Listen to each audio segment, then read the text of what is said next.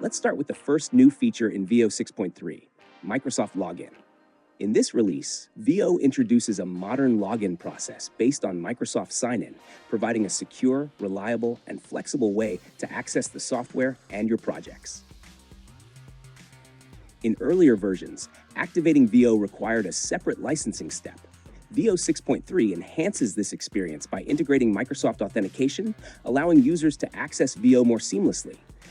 There are no external license files to track, no separate activation steps, and transitioning to a new computer or adding new team members becomes incredibly simple. All you need to do is sign in, and you're ready to begin modeling. If you're signing in for the first time, the setup begins with your organization's Designated License Administrator, or DLA. The DLA requests access to VO 6.3 from Smart City Water. Once access is granted, they receive login credentials License Management Portal. From there, the DLA can create user accounts for your team using each person's work email address, along with an initial password. Once your administrator provides you with those credentials, you can use them to log into VO for the first time. During your first login, VO automatically creates your Microsoft login profile.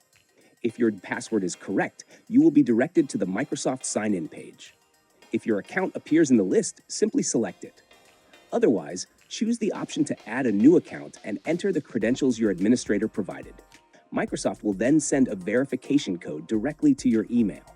Enter this code to complete the login process.